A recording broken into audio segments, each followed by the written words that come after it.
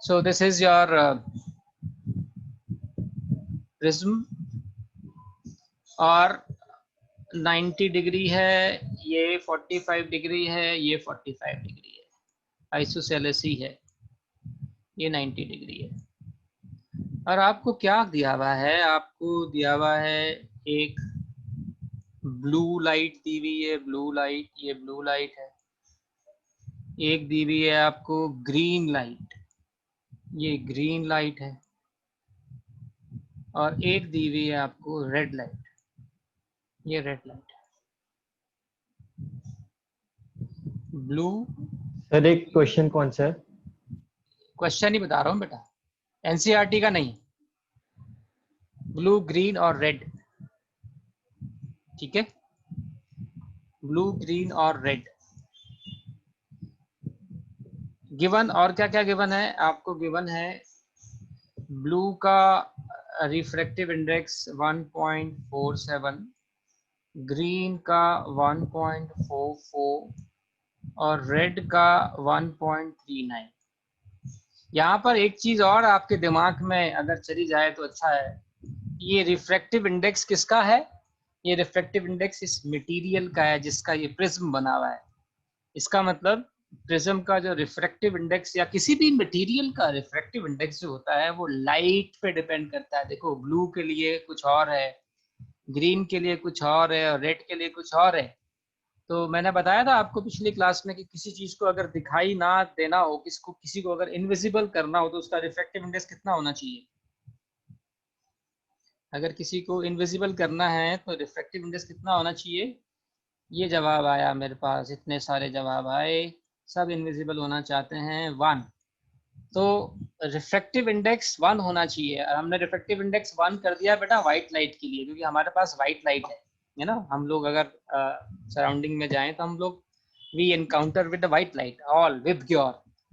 तो वो red colour में क्यों दिखाई देता है हमको? क्योंकि रेड कलर का रिफ्रैक्टिव इंडेक्स, रेड कलर के लिए जो रिफ्रैक्टिव इंडेक्स है वो 1 नहीं है, इसलिए वो हमको रेड कलर की रोशनी में दिखाई देता है। If you can recall mister India and hollow man, वो रेड कलर में दिखाई क्यों देते थे? एनीवे, आते हैं फिल्मों से फिजिक्स पे। इनफैक्ट बड़ा कॉमन, बड़ा डीप कंट्रीब्यूशन है फिजिक्स का फिल्मों में। क्वेश्चन ये है, trace trace the path of trace the path of these rays through the prism with justification।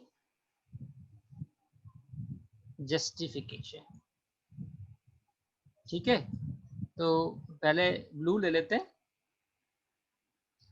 Blue आगे जाएगा बेटा, ये तो सीधा जाएगा। क्यों जाएगा सीधा? क्योंकि ये 90 डिग्री है, ये भी 90 है, ये भी 90 है, ये भी 90 है, यहाँ तक तो कोई प्रॉब्लम ही नहीं। अब हमको पता है कि लाइट को आगे जाने के लिए हमको चेक करना पड़ेगा। ऐसा चेक क्यों करते हैं हम? क्योंकि लाइट जा रहा है डेंसर से रेरर मीडियम में, डेंसर से रेरर मीडियम में।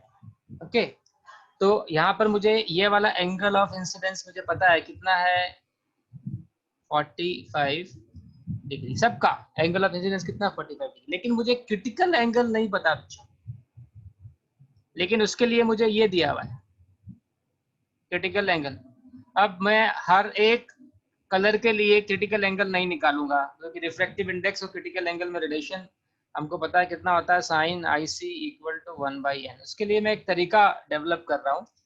वो तरीका क्या है? देखो बेटा, वो एक मेथड है कि sign IC equal to 1/n। अगर अगर अगर मैंने क्या किया, मैंने IC को 45 ले लिया, मान लो, तो मेरा n कितना आ गया बताओ? साइन 45 होता है 1/√2,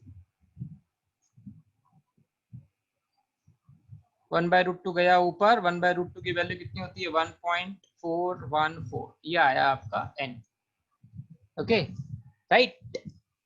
अब यहां से इस तरफ से देखो, यहां से ये, यहां पर मैं आपको कुछ और सिखाता हूं कि if n is more than 1.414, अगर n की वैल्यू 1.414 है तो क्रिटिकल एंगल कितना? 45 डिग्री। अगर n की वैल्यू 1.414 होगी तो आपका जो क्रिटिकल एंगल होगा that would be less than 45, less than 45, and if n is less than 1.14414, तो आपका क्रिटिकल एंगल जो होगा वो कितना होगा, 45 डिग्री से ज्यादा होगा। अब आपका क्रिटिकल एंगल 45 डिग्री से कम कब होगा, जब n का वैल्यू 1.414 से ज्यादा। किसका है देखना है, 1.47 इसका ज्यादा है, 1.44 इसका ज्यादा है। मतलब ब्लू कलर और ग्रीन कलर के लिए जो आपका IC होगा that IC would be less than 45, और आपका एंगल ऑफ इंसिडेंस कितना है, 45। So can I write I which is 45, IC which is less than 45, I would be more than IC, and in that case condition for total internal reflection would be satisfied, and this light, blue light, will come out of the prism this way. And similar thing will happen with green color also, क्योंकि green के लिए भी ये condition satisfy हो रही है, so green color भी क्या होगा, बाहर आ जाएगा। But what happens with red color? red color ऐसे, रेड कलर जब जाएगा, रेड कलर का जो आपका n है, देखो रेड कलर का n कितना है, 1.39, विच इज लेस देन 1.414, उसका जो क्रिटिकल एंगल होगा वो कितना होगा, 45 डिग्री से ज्यादा। एंगल ऑफ इंसिडेंस तीनों का सेम है, कितना, 45। सो फॉर रेड कलर आपका जो I है वो 45 है, और IC जो है वो 45 से ज्यादा है। इसका मतलब है कि I is less than IC, so no TIR, no total internal reflection, so this red color will emerge out from this face, बाहर आ जाएगा, यहाँ से ऐसे बाहर आ जाएगा।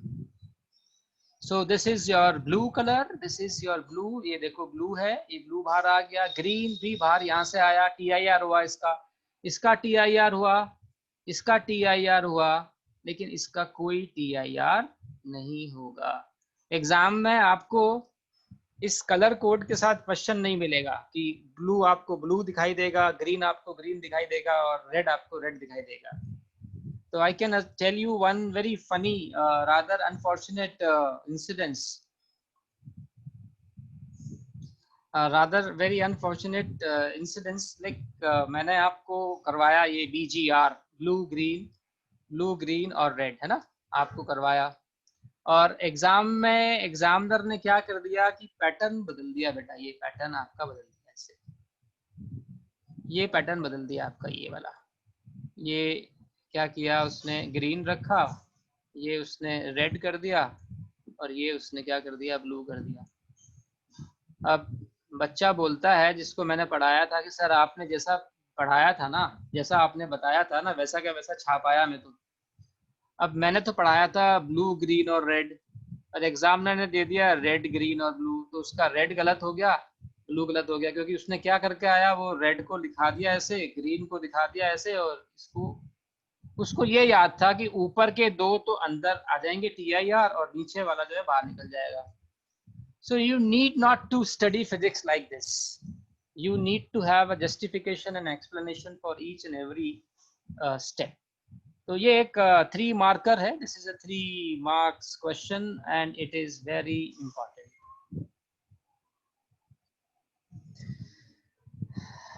If you have any doubt, then you can always see the recording. I am going to share it, you know, मैं इसका link generate करके YouTube में डाल दूंगा, तो आपको दोबारा से देखने का मौका मिल जाएगा। So मैं अब आगे बढ़ता हूँ।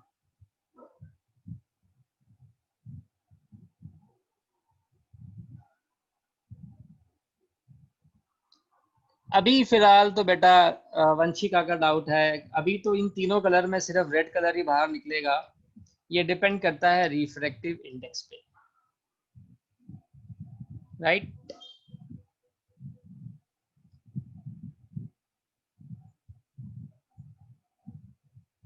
ओके, अदिति है क्लास में? Yes sir.